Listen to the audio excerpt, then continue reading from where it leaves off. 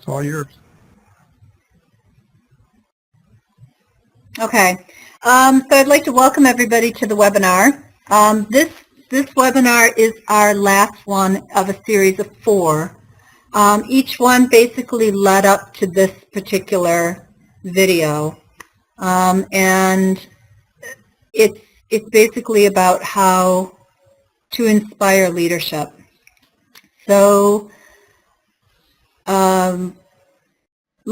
it's a bit of a longer one than the other ones, and we're going to cut it in about 5 minutes into it, because I think the video is about 18 minutes long. And you're welcome to go back, and we can give you the link for it. You can go back and watch the whole video if you find it that interesting. But I thought that the main point was within the first 5 minutes of what he's saying.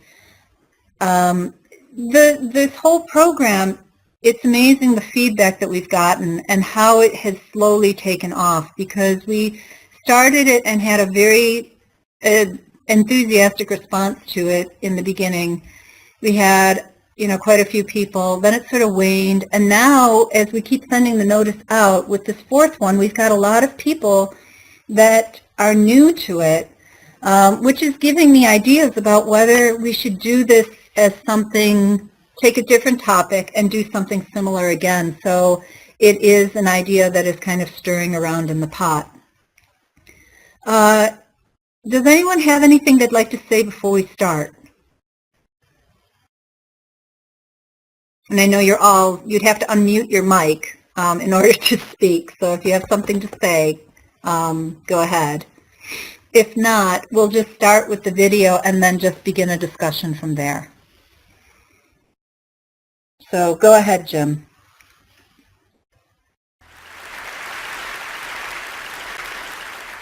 How do you explain when things don't go as we assume?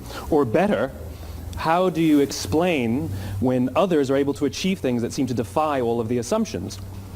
For example, why is Apple so innovative? Year after year after year after year, they're more innovative than all their competition. And yet they're just a computer company. They're just like everyone else. They have the same access to the same talent, the same agencies, the same consultants, the same media. Then why is it that they seem to have something different? Why is it that Martin Luther King led the civil rights movement? He wasn't the only man who suffered in a pre-civil rights America, and he certainly wasn't the only great orator of the day. Why him? And why is it that the Wright brothers were able to figure out controlled powered manned flight when there were certainly other teams who were better qualified, better funded, and they didn't achieve powered manned flight, and the Wright brothers beat them to it? There's something else at play here. About 3.5 years ago, I made a discovery, and this discovery profoundly changed my view on how I thought the world worked, and it even profoundly changed the way in which I operate in it. As it turns out, there's a pattern. As it turns out, all the great and inspiring leaders and organizations in the world, whether it's Apple or Martin Luther King or the Wright brothers, they all think, act, and communicate the exact same way, and it's the complete opposite to everyone else. All I did was codify it. And it's probably the world's simplest idea. I call it the golden circle.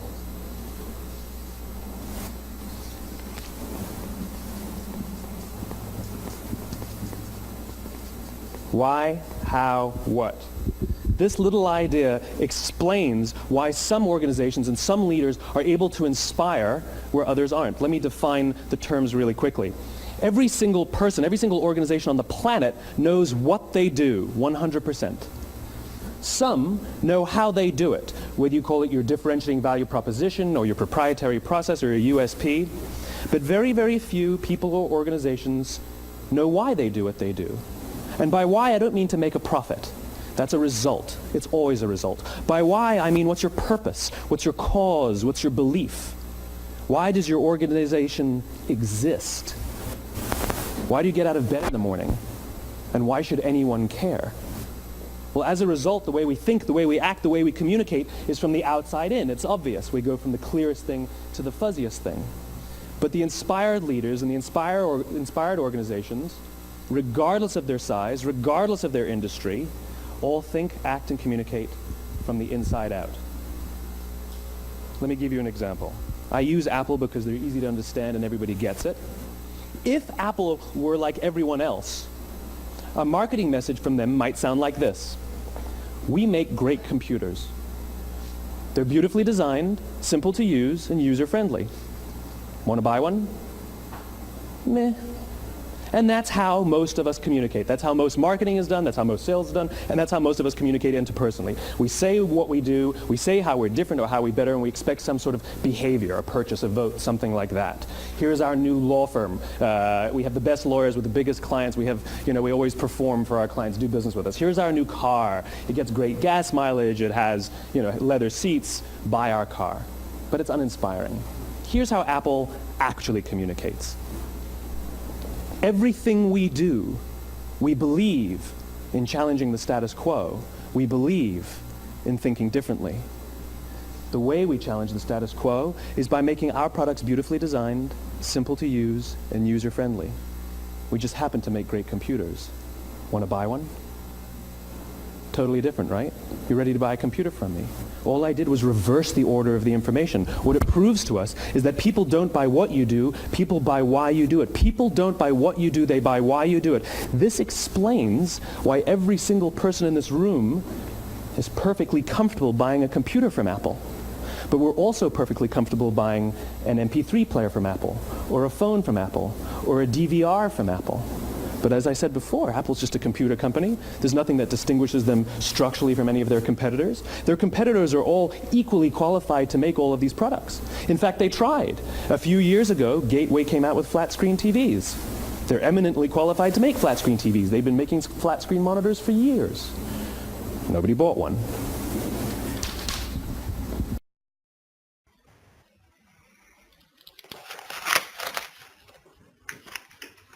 So what does everyone think? Remember, you have to unmute your mic in order to speak. Well, it's interesting that he didn't say why he was given the talk.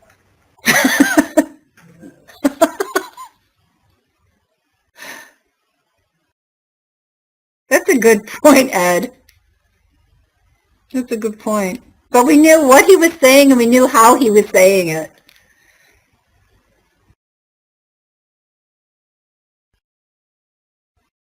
I always try to figure out how we can relate this to the TOS with what we do and why we do it. I completely agree with you, Kathy. I could make a 10-minute speech on that subject if I... you said in one of the previous webinars, Ananda, that one of the purposes of the TOS is to show that a balanced spiritual life is not just meditating for peace, but also going out into the world. And I think that it's absolutely crucial to keep in the forefront of our mind when we are doing anything for the TOS, especially in leadership roles, to remember that one of the primary roles of the TOS is to help make the TS, the Theosophical Society, a place where social action and spiritual practice is valued and nurtured. It's one of the primary roles is for the TOS is to show the practical application of theosophical principles to issues of contemporary concern. So I think if we need to bear in mind these deep first whys. Why are we doing this? In order that our theosophical order of service work will always be infused with a sort of a spiritual inspiration, a reference point in theosophy. Over. You can give a 10-minute talk this time. I just gave the 2-minute version of it. But Diana, would you say that that is what we do?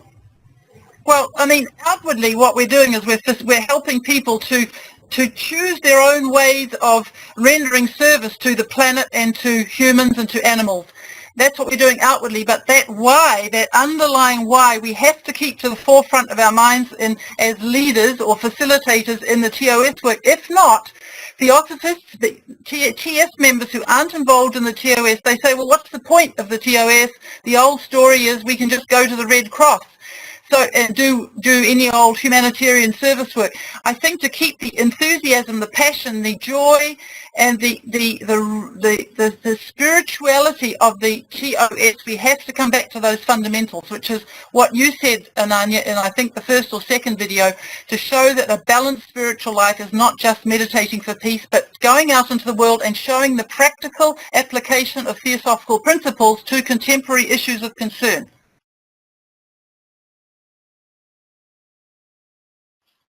Oops, I can't hear you, Ananya. Sorry. I said I'm glad to know that I said that because I don't remember. So thanks for reminding me. I sounded very good. You did. You did. But that is a great point, and yes, that is something that we do, and I agree that is the why of what we do as well as the what. And the why is, the thing that I noticed with this video is the why is it's the passion that comes from the individuals, knowing within themselves why they are doing the work. He asks the question, what gets you out of bed in the morning? And that's the important thing, is to make sure that passion stays alive, that inspiration stays alive. And it only stays alive for the TOS if we keep theosophy, capital T or small t, central to what we're doing. I feel firmly convinced of that. Yeah, it's a good point. Does anyone have any other thoughts? I'd like to add something to Diana and what she was saying. Sometimes when I'm thinking about explaining to people outside of the TS or the TOS what it's all about, I'm starting to realize that the why is even a spiritual life important? And I think if you're a theosophist or a member of TOS, it's the whole brotherhood thing, and not just brotherhood with other human beings, but brotherhood with animals and everything, the plants and everything that exists. And so when I think about, like, when I'm listening to his talk, to me that's the why, that's the heart of it. And everything that Diana says gets at, like, how do we put that into practice? Like, that's the why for even having a spiritual life. It's that brotherhood. That's what we believe in. We can talk about things all we want, but if we don't put it in practical application, that concept of brotherhood, then it's really just an exercise in futility. I'm not hearing you so clearly, Barbara, now. I was before. Sorry, I'll talk louder. No, it's not the loudness. Are people experiencing a little cut off in Barbara's voice or not? Yes, it's breaking up, Barbara. Okay. I tried application so I could watch the video and missed it anyway. So I'll go back to the other application. See you all in a minute or two. Okay.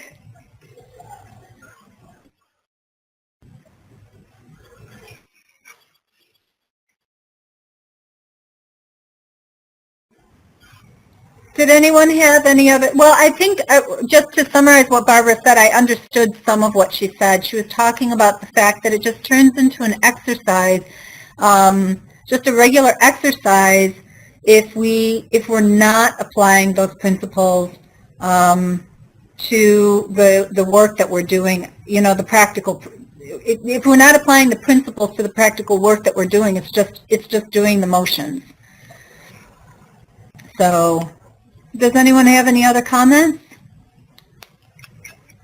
Walter? I think this video emphasizes more than the others the importance of the TS and the TOS working more closely together, because it's almost like the TS provides the why and the TOS is the what, and together they kind of provide a how.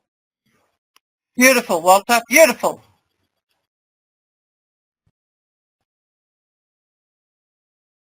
Hi, this is Joyce, and when I joined Theosophy, the TS Society in '88, I was just, into the hunger of the knowledge, and then all of a sudden it hit me after maybe a couple years, because I didn't know much about the TOS, and I said, but how am I living, what I'm learning? And then a friend, Merla Hershey, was a member of the TOS and our representative, and she presented on the TOS, and then it seemed like everything aligned, that TOS is living theosophy, and that piece was very important for me to stay in theosophy, the ripples of the pool, of our core were rippling out, and so that was very important, and that image to me is almost the same as what he was presenting, the ripples, from our core, our alignment, and then how are we really living it and not just reading about it.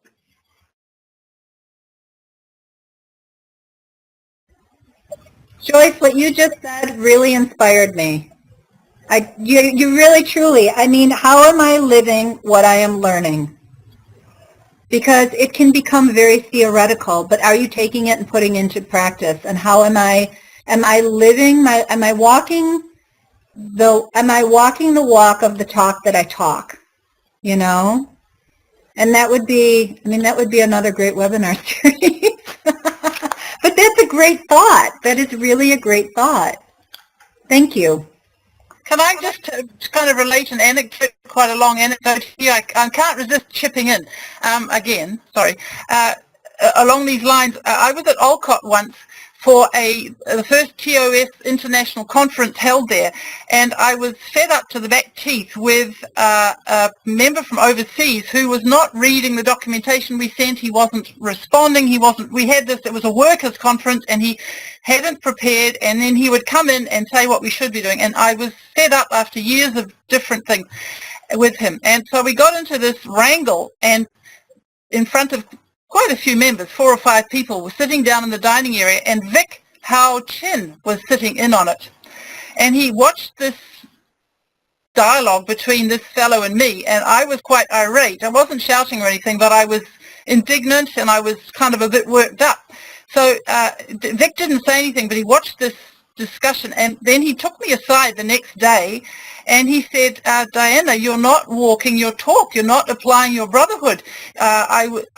He didn't put it in those words, but he said, you weren't behaving in a way that one should. You weren't applying theosophy. That was the gist of it.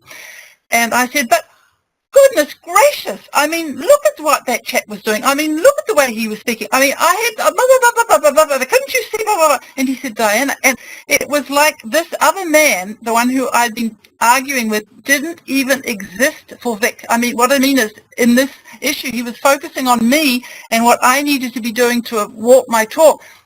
And I kept trying to bring it back to the other chap and place the fault on his shoulders. And it was like, for Vic, as I say, this man did not exist, because Vic was totally focused on what I needed to be doing. That's not to say he mightn't have had something to say to the other chap either in private, but having Vic with me and totally not taking, it just went right over his head. It just water off a duck's back when I kept trying to justify myself.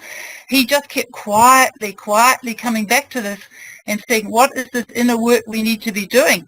And in the end, he took me for a special session in a classroom late at night and talked me through this walking the talk in such a context. And I never lost my cool again in public, but in the TOS context, I still do with my husband.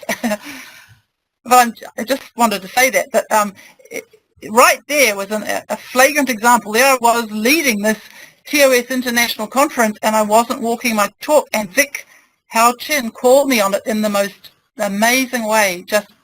Was just amazing. Over.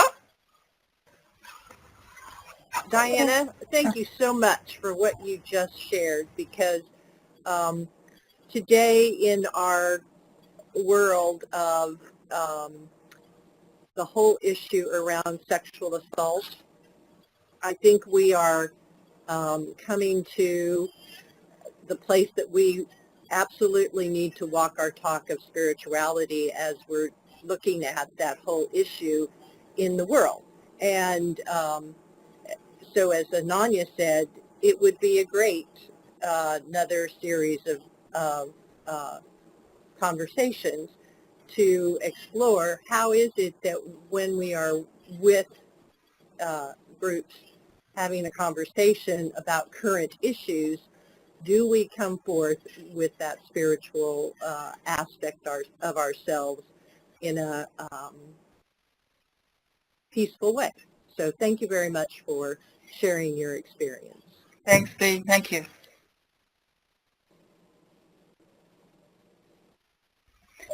Diana, I always find you so amazing because you're so self-effacing. You just put yourself out there and just tell this story. And I know exactly what you're talking about with Vic, because I think he sees something in certain people, and it's like he gets a little hook, and he just, hooks onto that, and then he keeps on reeling the line in. Because he did he did a very similar thing to me when I was in ADIAR, because I got caught up in too many activities, which happens when you get to ADIAR and you don't know how to say, oh no, I've had enough, I can't do anything more. But everybody starts coming to you with all their stuff. And he was watching me, and he said, Ananya, come and sit down with me for a moment. And he said, I want you to watch the world as though you're watching a play. And Vic has this incredible sense of calmness. So when you're in his presence, you can't help but sort of melt. And it's so gentle, and it's so mindful, and it's so wise that you want to be good. You want to follow what he's trying to ask of you.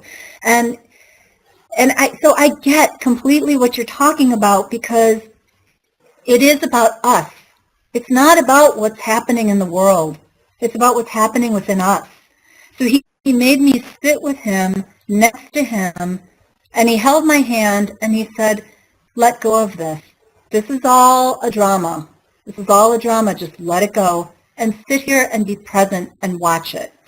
And I did that every time I caught myself getting a little flustered or, oh my gosh, I've got to hurry because I got to get to whatever. I let go, and I was there. I was mentally, I put myself next to him, holding his hand and being in that peaceful spot. Because it's about what are you doing, not about what else is happening all around you. So thank you. Thank you for your story. Thank you for yours. And I'm jealous he held your hand.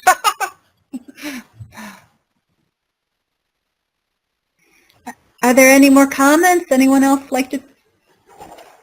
I think that brings us right back to where we were before, which is the work of the TOS, the service component of what we do. That's what makes Theosophy real. We can talk about it all we want, but if we don't actually do it, then it's really just an exercise in intellectualism. Barbara, you were a director of a humanitarian service organization, broadly. Tell us a story about walking your talk there. Did you have any experiences that were aha moments at all? I mean, I'm putting you on the spot here. Yeah. Let's see. Always. Probably for me, some of the more difficult aspects were dealing with the professionals who were dealing with the abused children and helping them to sort of find the balance between, let's see, what am I trying to say? Helping them to find the balance between helping and supporting, but not taking on the responsibility for fixing anyone. I'm not sure if that's really what you're asking me, Diane. Yes, I am. Yes, I am. Exactly that. Yeah. Okay. So, you know, when we work with other people, when we see their pain and their suffering, and that's what we do with the TOS. We go out and we try to help people. We look at it and we want to fix it, particularly if they're children, particularly if they, you know, are in difficult situations through nothing that is seemingly their fault or that they've done. We want to make it all better. And so helping people and myself recognize that each of us has a journey that was chosen before we were born, that each of us has things to learn that we may not even be aware of, and to just facilitate that person's journey by really holding their hand and walking with them for a ways. I think that was one of the biggest things that consistently I had to work on for myself and with other professionals. Yeah. So I'm not sure if that's really where you No, were it going. is. No, it's fine. It's exactly what I'm very interested in that. Thanks a lot. Thanks a lot. It was so theosophical for me. I didn't use that word, but it was truly living my belief that I can just be with someone to facilitate their journey for a period of time in whatever way I can. Yeah.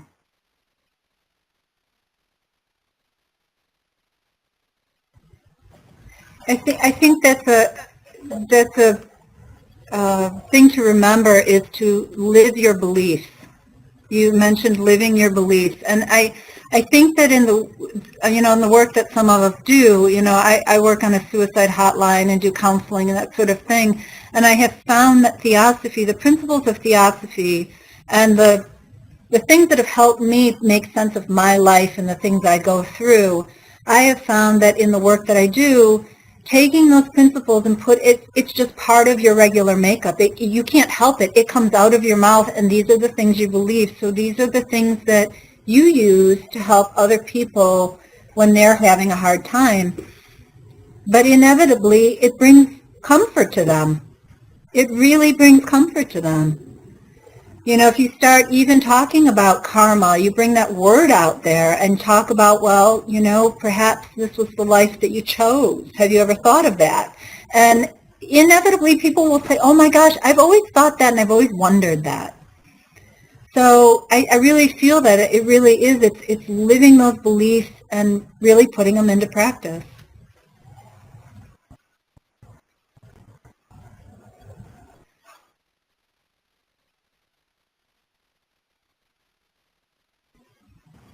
Does anyone have any other comments?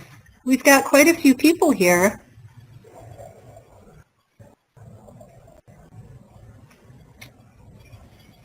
Ed? I'm just so grateful for everyone speaking what I've been thinking.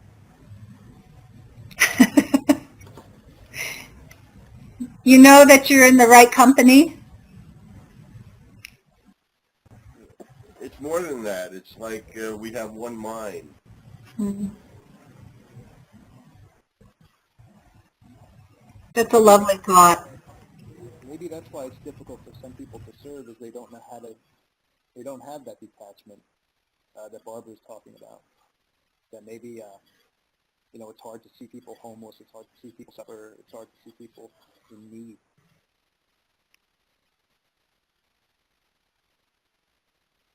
If we were to put into one sentence the why of, why TOS workers do what they do, how would we language that?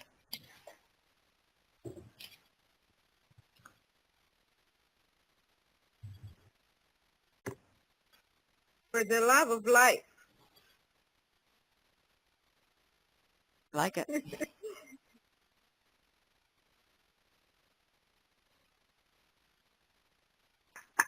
I think it's, I'm sorry, I would have to sue on infringement rights.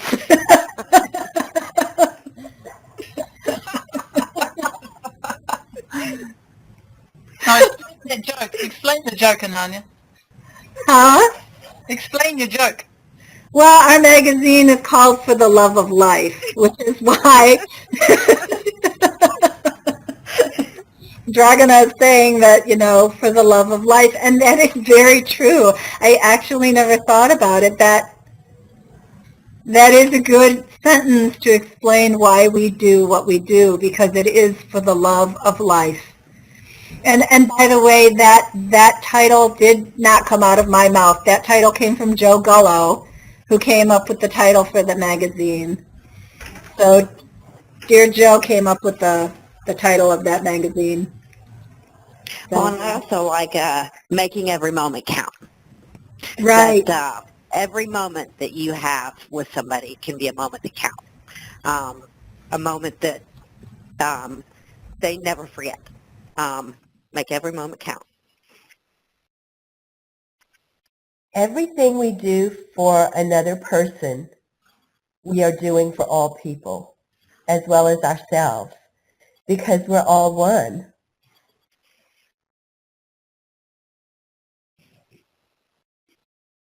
It's nice to feel other people feel that.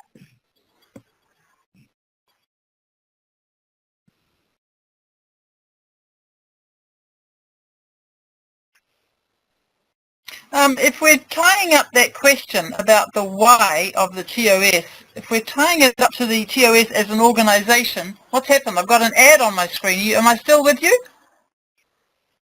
Is everybody still there? I've lost you all. No, Diana, you're there. We can hear you. We can hear you. Yeah, but Jim, I've got an ad on my screen, an advertisement. Yeah, we all do. It's a TED Talk, because that's the end of the video. Oh, sorry. But I can't see it. What do we do to get rid of it? Well, that's up to Jim. Press to the participants button on above where the videos were. You see that? No. Can you see anything from the webinar right now? No. Look for the green and white circle on your bar on the bottom. Yeah. Click that. Ah, thank you. Okay. Did everybody know how to do that, or was I the only one who wasn't? If we're coming back to that question, thank you, Jim, about the why of the TOS, Kathy, is that what you were asking, to sum it up in one sentence? Well, yeah, I mean, if we're going to come up with a way to inspire people to join us in our work or support our work, how do we language this in a way that's very appealing to people to come and join us? Well, we do have a mission statement in the TOS International Handbook. Here, look, can you see this thing here? Let's see if I can. We've got an International Handbook here, and there's I'll just open it up here. We've got four whys given, but if we're just looking to summarize it for ourselves here, I would just say that the why of the TOS is to show the application of theosophical principles to issues of suffering in society that really perplex and concern us, and to show the application of theosophical principles to show how theosophical principles can help us to resolve these problems. That's kind of a long-winded load of rubbish, but I'm trying to put it in one sentence. But there is a mission statement here.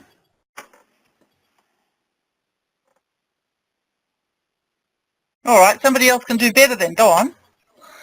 Empathy creates empathy, and therefore creates a bigger happiness. The more empathy you put out there, the more empathy that you can receive. What you put out, you get back. If you feel the suffering of other people and you help where you can and show that you care, that is what you will receive. I do feel that. You will only leave. You will be a successful person. Hello? That's my belief. Hello? Yes, this is Lily Garcia. I just want to add this comment because I know there are many organizations around the world that are doing a service for those in need, and I wonder how TOS is different to the other organization, because what I'm hearing, it sounds similar, except that the fact that we study theosophy and we apply those principles. But if we're going to make a statement on why we're doing what we're doing besides that fact of implementation, and it should be something different. That's my only concern. But maybe somebody can, educate me on that. It's a good point, Lily. Kathy, were you asking about more of a call to action than a mission statement? Well, yeah, a mission statement tends to be rather wordy and formal, and it explains. If you click on About Us and you read the mission statement, you will get some information. But I'm talking about something more, less formal. Mm-hmm. And it's not going to be, I'm not trying to come up with a motto for the TOS, and it's going to be different for each project, but I'm just wanting us to think about a contemporary, heartfelt, genuine way when we're promoting this or that project to make sure that we're emphasizing the why in, everyday heartfelt language, and possibly without using the word theosophy or theosophical, because so many people out there in the public they're not familiar with that word. Is it maybe starting a movement of some sort? How about the divine wisdom in action? Inspiring people to begin a movement of in a positive direction. I don't know. Love in action, maybe. Inspiring people to action. It can even be that, to positive action. A movement in itself is enough. That it doesn't have to be specific, in my opinion. It can be a movement of positive is a movement, is everything in itself.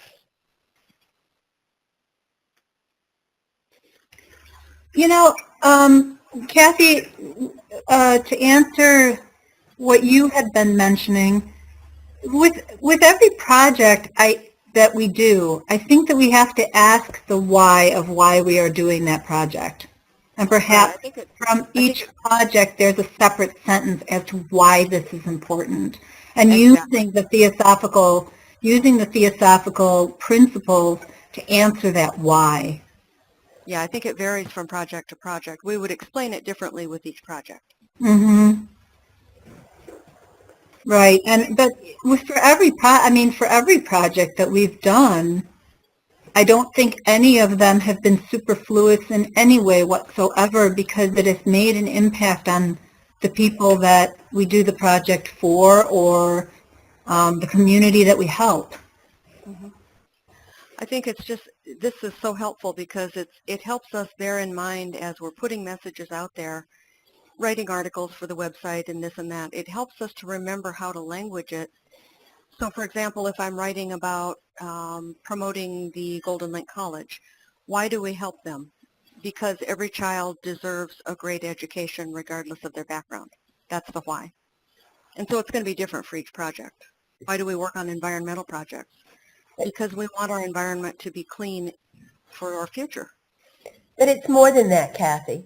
There's another deeper level, I would think. Why do we help specifically the Golden Link School?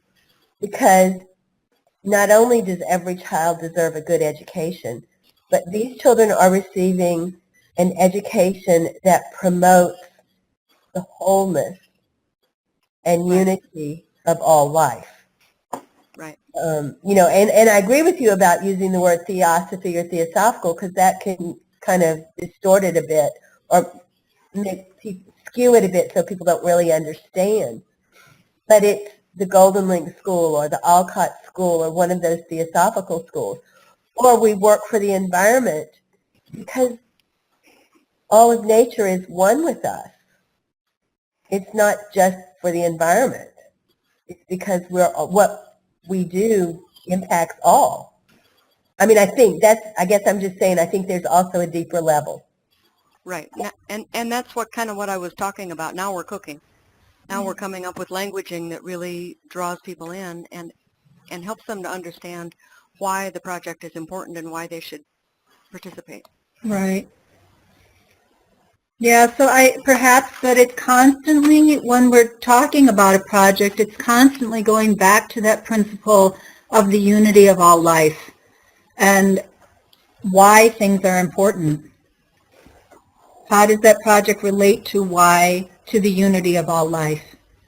And it's not just about us, it's about, the environment and animals and nature and, it's everything. It's the little tiny bugs that are on the ground. It's the smallest to the largest. It's to all the seen and unseen beings that live in the universe.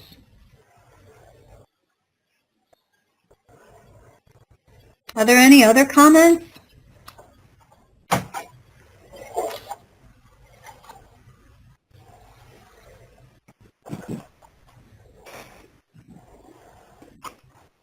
Well, this is Michelle, and I started late. I was late to my webinar.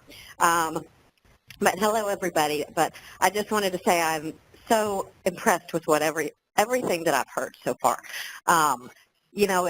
It's hard to sit down and discuss these types of things with people that just aren't there yet.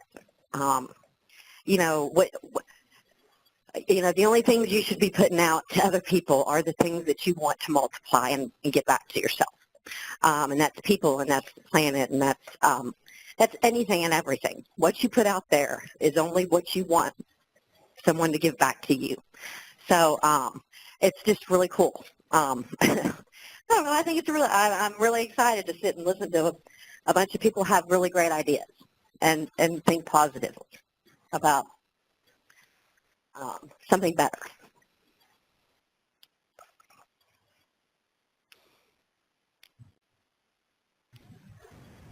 Michelle, I'm so glad that you could join us. I'm really happy that you're here. Me too. Yeah. This is my first webinar with you guys, but I have to tell you, you guys are, you're reading my mind. It's nuts.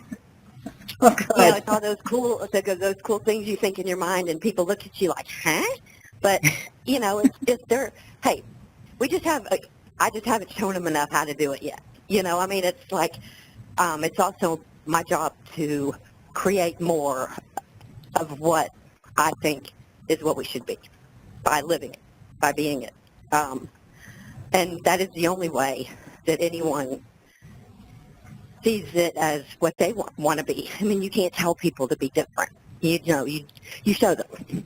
Yeah. Be what. Very true. Be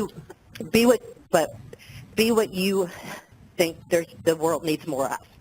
Right. And then you will create more and more and more, and it multiplies. What you give out multiplies, and it comes back. So, anyway, just hello, everybody. Hi. Nice to be inspired today. Yesterday, we were doing a sweat lodge, and one of the participants of the sweat lodge said that, we have two choices. We can always respond in anger, or we can respond in love. And perhaps that's one of the things we always need to keep in mind, because I do believe that if you take the deepest principles of theosophy, it really is truly about compassion and love. And it's really trying to get to that space where all the things that are boundaries of really connecting with anything are removed. So, because we've been created out of love. The whole universe has been created out of love.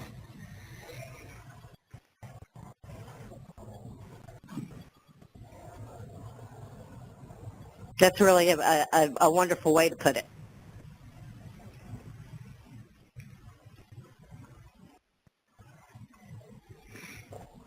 Does anyone have any other comments, any thoughts? Hello? Yep, you're here, Diane. No, her bosom is here.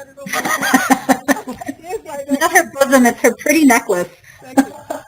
I'm just saying it's important not only to be a listener and listen to others, but to listen to ourselves. Can one learn to listen to ourselves and how we come across?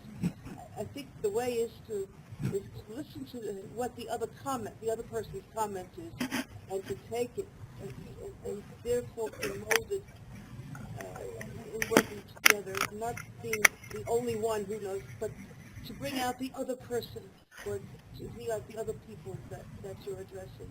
It's so important. Thank you. It's a good point, Diane.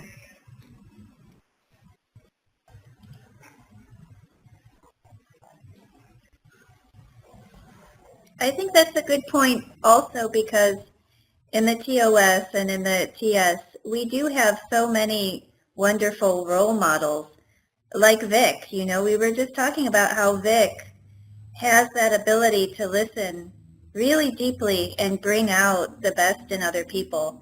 And, you know, as TOS workers, we can keep people like Vic or Ananya or Diana, all of us, each other in our minds as we're going out into the world and just thinking, you know, what's the best that I can be based on these wonderful people I'm involved with, and how can I communicate that to others? And, you know, I think it is, I can say, you know, I've spent, you can call this 2 years of finding myself.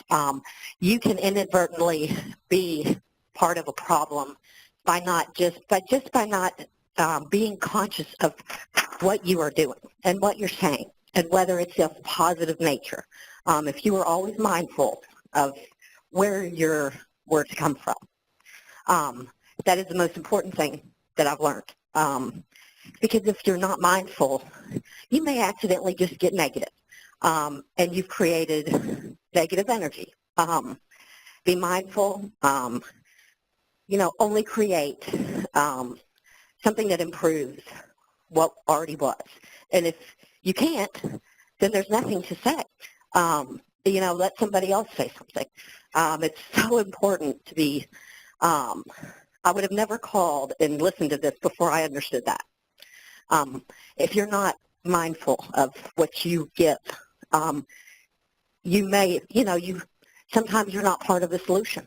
You're part of the problem because you're not being careful about being positive and only doing and saying things that improve and help. You know, and if you find your energy is angry or mad, you have to stop. It can't be part of the solution. You can't, because those things aren't love. If you're feeling anything that doesn't come from love, you start over, because your intention has to be from love and your energy from love. So that's what I've learned. And so that's why everything you guys say is awesome. Just, you know, it's really wonderful to hear other people that understand it. They think, hey, you guys get it. Well, you're also one of those guys. Well, you know, I felt like I won the lottery. When I finally, it's like poof, it hit me right in the middle of my forehead. One day it was just like, duh. You know, you can't just be a good person. That's not enough. And you can't just hang around good people. That's not enough. No. You have to be mindful. You have to give your gift, whatever it is. I watched something one time, learn your gift in 5 minutes, what you're supposed to do. 5 minutes. It's so easy. And give your gift. If you don't give your gift, you're not giving what you were meant to do. You're not succeeding in life. So anyway, before I learned all that, and that was just sitting in my bed reading books, I didn't get it. I thought, you know, how is it negative if I'm a good person? Because if you're not mindful, you might not be part of the solution. Teaching people to be mindful. only say positive things. Yeah. If you have to say something about something that maybe you can perceived as negative, only to find the solution. That's it. And it works. It transforms from maybe I'm kind of happy today to every day I feel happiness inside. No matter what, I choose my day. And it's a happiness. It's knowing the difference. I can't. The smack on the forehead. I don't know. I would have never called in. I would have never known. So, it's so important that people realize it, and nobody does. Yeah. 9 out of 10 people just do not get. If you pick up your energy out of the negative pile, you cannot create positive solutions. Yeah. It just doesn't. And if we can, it's a movement of information. Yeah. If people understood, the importance of being conscious of what you are doing, every single word, every single action. And if you're not, you need to work. You need to work at it. That's very true. That's very true. And making every moment count, because every moment of your life counts. And it's exhausting. And if you're not exhausted at the end of the day, you didn't live. Make every moment count. That's a good point. Anyway, that's a good point. I know I just took up, 10 minutes of the webinar. So sorry, but I didn't really think that I'd be this inspired by a webinar. Good. And I'm good. So go you. Good. Okay, we're coming up to 3 o'clock. Are there any final comments?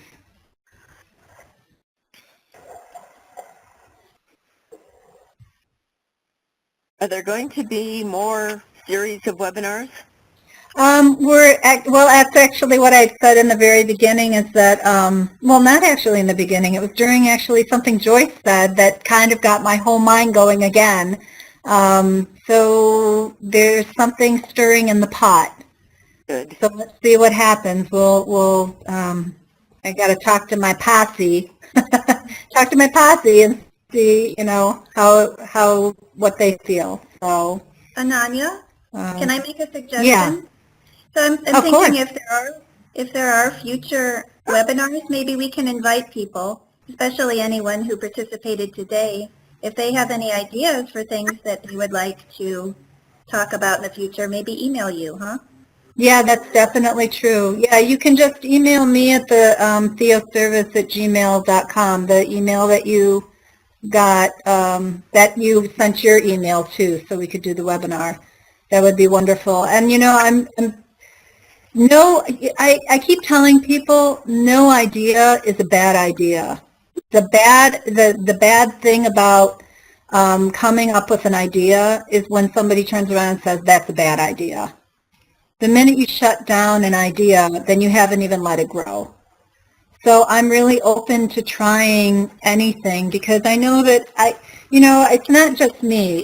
I'm not the TOS. We have a board. We have really great supporters of the TOS, and they're a great bunch of people to work with. And this has all happened because of them. All of these people coming together to do this webinar series. So, we're very open-minded about trying different ideas and working with it.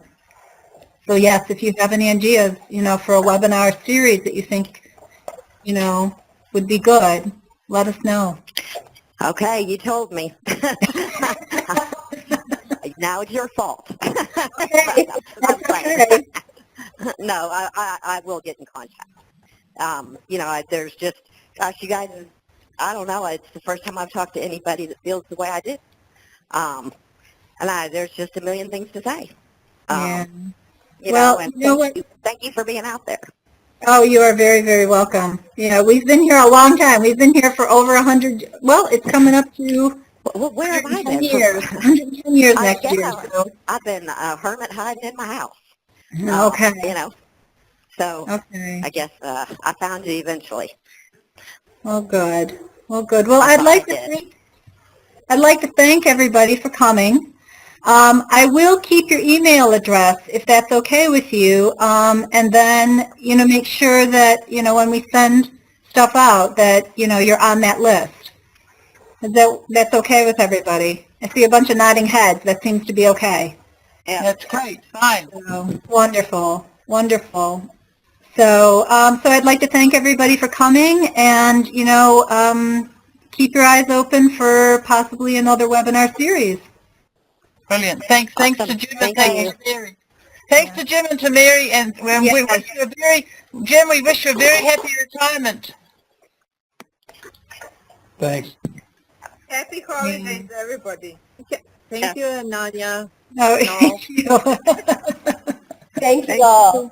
Bye. Okay, everybody have a very safe holiday. Okay. And Happy holidays. yes, happy holidays. Bye. All right. Bye.